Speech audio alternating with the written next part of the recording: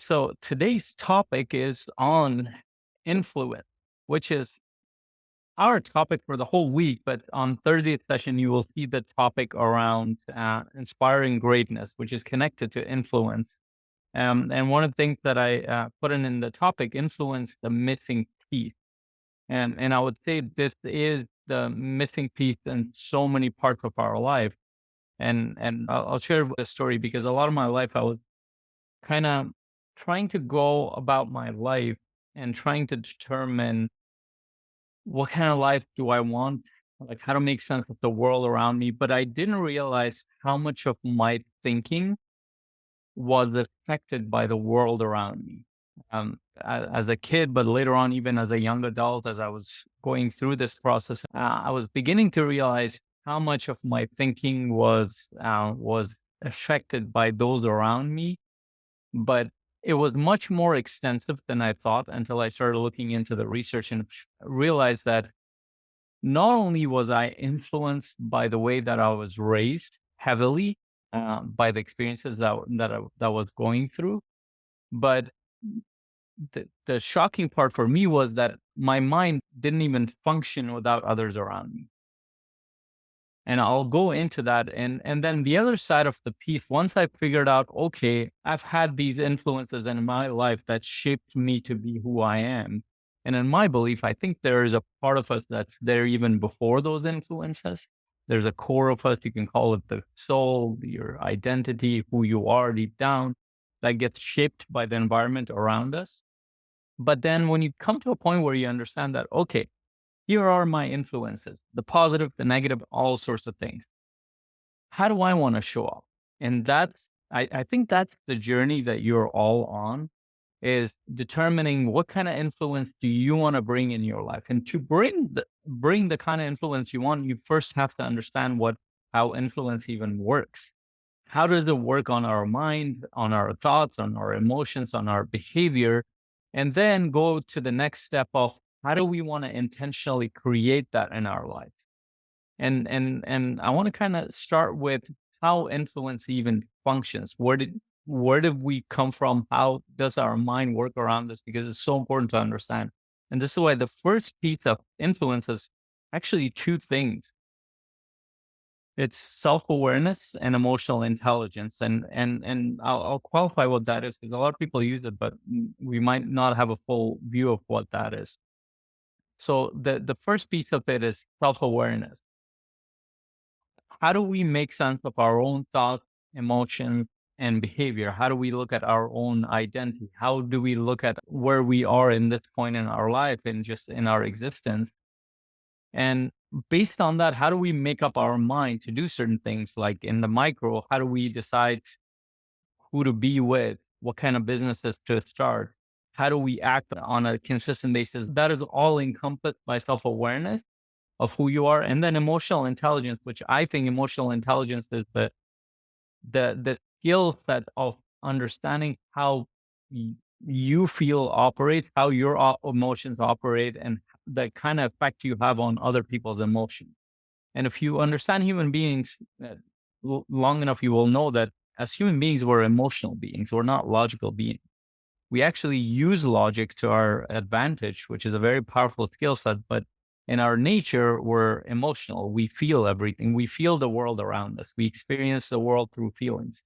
We also experience the world through our senses as well. But emotions is one of those dimensions that you cannot separate from human beings. Now, how we express that emotion or the range of emotions varies from human to human, from culture to culture, from different parts of the world. But understanding how our emotions work and how that shapes how we interact with people, whether those are our kids, our business partners, our collaborators, our clients, can determine the quality of your interactions and essentially the quality of your life. And I want to walk through that in a little bit. So I want to start with, if you can just imagine yourself coming into this world. Let's say you come into this world, you have a mind and you have a heart and you have a body. You're a being. The mind is not a great picture, but let's say you come into this world. My assumption is that we all come with a core imprint, However, when anybody who has kids knows that when kids, for example, when my first daughter was born, just on the day that she was born, she was one way, and then when my second daughter was born a few years later, um, she was completely different without us being involved in their life. Now, you might argue and say that the influences of her being in the womb might have shaped her how she is. That's possible, but um, the assumption that I start with is that we have a core personality, and it's not the same personality that we call psychological personality. Like everybody says that I'm this way or that way. That has an effect on it. But what I mean by that core personality is that you come a certain way into this world. So you're not a completely empty vessel. You have certain tendencies. Maybe that's related to your genetics. Maybe that's related to a different part of us. We don't fully understand that, to be honest. As human beings, we don't know what that is. So you come into this world, you have a mind, you have a heart, you have a being, and then you have other people around us, likely your parents and the rest of your community, whether those are your siblings, aunts, uncles, friends, all sorts of other people that tend to have an influence on you, which means they have an effect on you, some positive, some negative. So we hope that the net effect is positive. And that's what we all, even as parents, strive for, is that then we know that there's going to be, well, I hope at this point we all understand that there's going to be positive and negative effect in our environment, even to our kids, even if we're aware of a lot of things. But what we hope is that the net effect is positive. And so part of it is people, part of it is the culture that we belong in. And here's the cool thing. This is the part that I was shocked by. When you really look at it, the human mind doesn't even function without these other components. If you took away all the stuff, like if you took away the influences of your parents, the world around you, if a human being was born in isolation, you would you would go crazy. You wouldn't even know how to function. That's by the very nature of our species. We understand the world around us. We understand our identity. We understand who we are in relation to our culture, our tradition, our family, our parents, a lot of the stuff that we come into. So we cannot even function. And one of my favorite psychologists, Carl Jung, talks about it is that the human mind has two sides. There's the individual mind and there's the collective mind. The collective mind takes in data from other people around us, our society, our culture. The individual mind, which is the rare kind of mind, and I would think that you're on that journey, is the mind or the consciousness that has developed the ability to look at things from their perspective, but they can also look at things from a collective perspective. So who you are at this point in time is an accumulation of all those influences that I drew here, your culture, your tradition, your family, your parents, your teachers, your friends. And this is where you came to be. And this is who you are. Now you want to influence other people in your life. Um, why do you want to do that? Well, you have kids, you have team members, you have clients, you have collaborators. And what influenced me is this, to me, in my model, it means how do we help people go towards a positive direction? I'm talking about the positive influence. How can we work together better? It's not about controlling or manipulating or anything like that. It's about how can we work with each other in a way where everybody's needs are met, whether that's my life partner, that's my kids, that's my business partners, whether that's collaborators, all relationships. How can we meet everybody's needs so everybody is empowered, they're motivated, they're connected with our life, and they find that they're understood, they're cared for, they're heard, and they can move towards the things that matter to them in relation to the container, which could be that container could be family, that container could be business, that container could be a lot of things. So how do we do that? What are the steps towards that? Well, first things first is that you have negative and positive influences in you that shapes up your subjective experience. So that means the way you even view the world is based on a majority of how you were taught to be. Now, at some point, you just develop this awareness, and I would think that everybody who's here has developed that awareness to be a certain way. that's a little bit individualized than most other people. Now, I'd say 80 to 90%, and this is not a judgmental thing, this is more data type of thing. Most people think the way everybody around them thinks. That's just normal. Like if you take a group of 10 people, 9 of them will think exactly like the group thinks. One person will think a little bit differently. And I don't mean this in an egotistic way. That's just how the data shows. High performers tend to have an individualized take on their life. Leaders tend to have that take. People who are more creative tend to be like that. And everybody has the capacity, but for some odd reason, 8 or 9 people in a group think like the group. 1 or 2 people will think a little bit different. Why? I don't know. Nobody knows. My hypothesis around that is that they come with a different kind of function in their group. They serve a different kind of purpose. I don't think that's random. And that conclusion is based on just my experience personally, but just working with so many people who are high performers. When they develop a personal identity, it's usually because they are seeking something different. They're seeking something more. And a lot of times they will share it as this. They're like, well, I'm seeking a different kind of life. I'm seeking freedom. I'm seeking a sense of purpose, a sense of fulfillment. I'm seeking to pass on a legacy. I'm seeking to know myself better. I'm seeking to know the world better. I'm seeking to know other people better. They have this curiosity about themselves and the world that's very intangible. It's insatiable. They wanna understand the world around them. They wanna understand themselves, and they wanna support in some way. It's very odd, and they're actually the odd ones out. And it's not a negative or positive per se. It's how you leverage it. So then what ends up happening if the individual who is seeking to influence and that goes in a positive direction, they realize that they do think differently. They do think in an individualized way.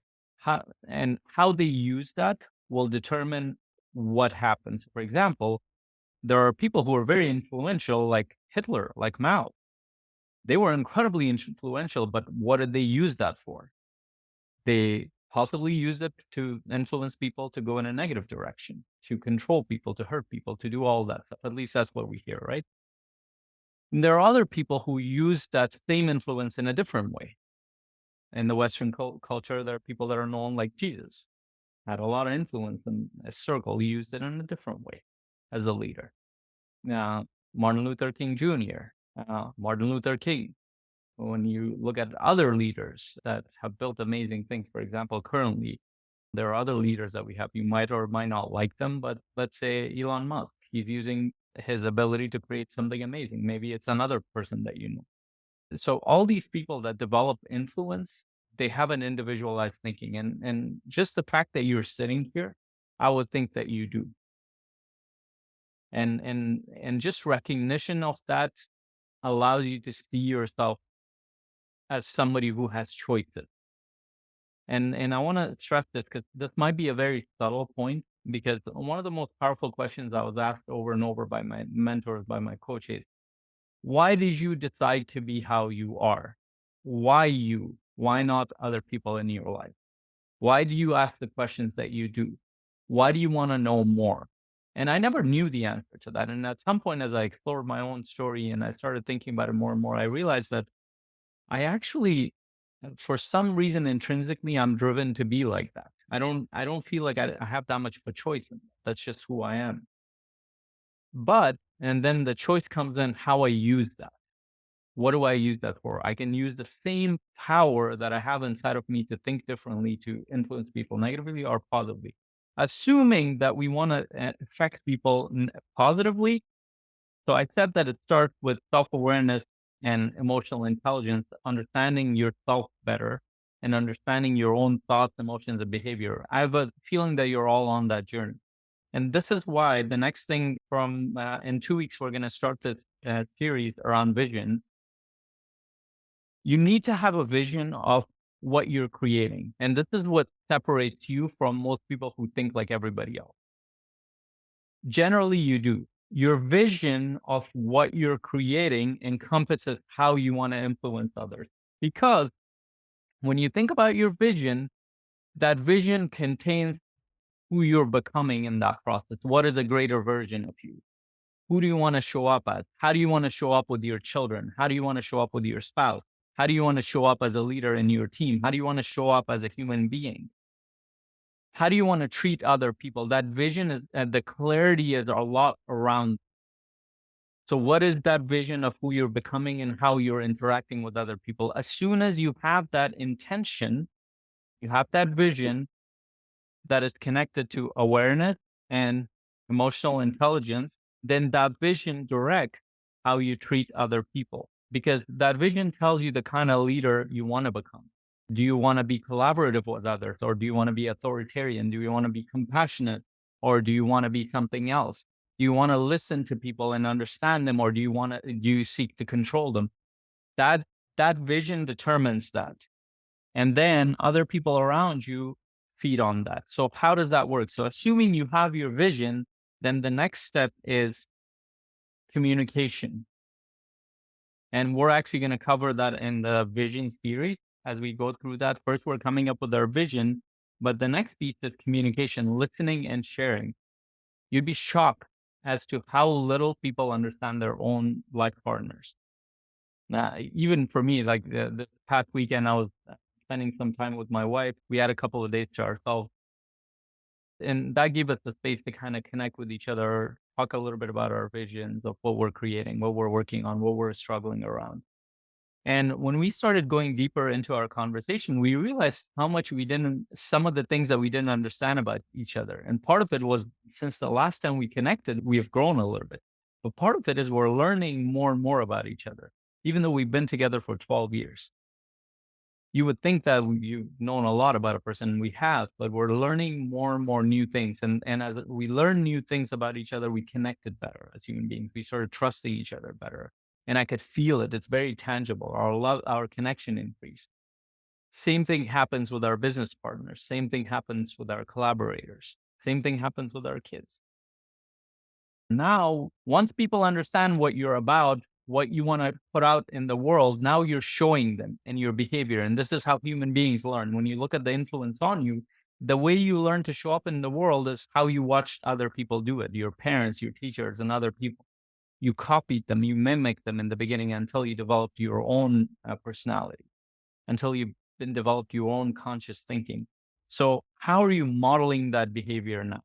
And this is why this becomes very difficult, because when you share something and say, this is what I'm about, and this is the kind of human being I want to be to your spouse, to your partners, and you don't show up as that, they will see it, you will see it, you will feel that, and they will see that you're not congruent. You don't have integrity. You're not living your message. And most people, most leaders, they only talk about their message. And it's actually because it's very hard to live your own principles. So when you're connecting with your child and you tell your child that honesty is a very important trait, they need to be able to see you be honest. If you tell your child that being kind to others is the most important trait, one of the most important traits, they need to be able to watch you be kind. Saying doesn't mean anything, and they will understand and emulate you based on what you behave at, not what you say you will do. And without that, nothing works in it. Because when people watch that, they get inspired by that, which is the last piece of it, is empowering and motivating others. And that's your role as a leader, is to empower other people around you to develop the resources, develop the skill set, develop the awareness to show up as their best, whether that's your child, whether that's your spouse, whether that's your team member, is to show up as their best. And how are they going to do that? They need to develop skill set. They need to have the resources to explore. It could be money.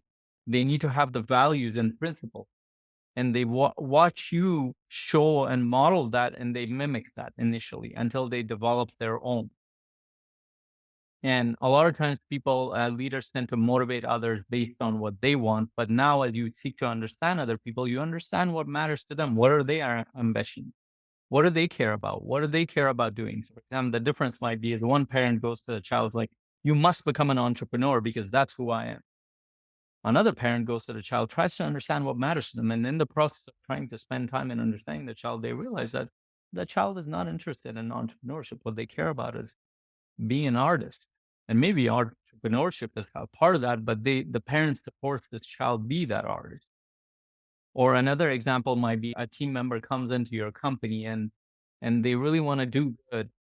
And then one leader will just put them in a position and just track their performance over time.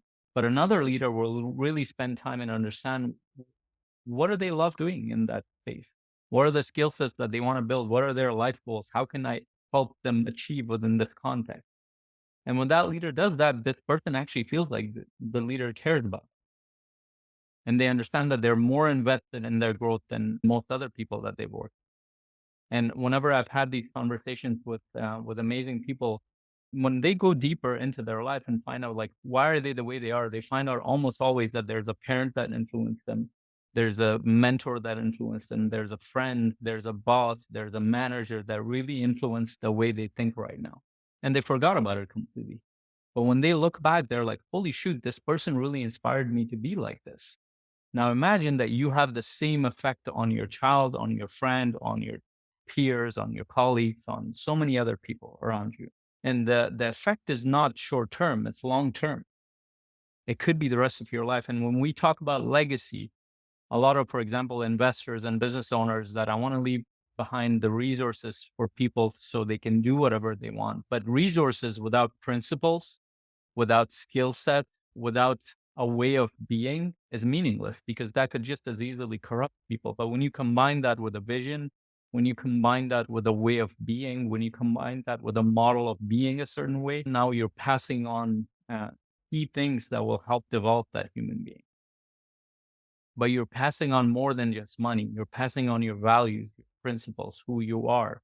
And they get to take whatever feels aligned with them, whatever they will be inspired by, whether that's your ability to be a certain way with others, maybe that's your skill sets, your level of mastery in your craft, or maybe that's the way you do things, the way you're disciplined, or maybe it's your compassion towards others, maybe it's your ability to really build a relationship with others. Whatever it is, people take in that. And really, to summarize that, if we can master this piece, and it starts with our own awareness, our awareness of our own thoughts, emotions, and behavior. And this is why we go through and cover all this. And we can have a vision of becoming a certain person. We naturally start to lead others. And that journey of growth is the journey of you becoming a greater version of yourself, but also supporting others around you too. And it doesn't matter what the container is, whether you're building a family, it starts with that, or building a business or an organization or a community.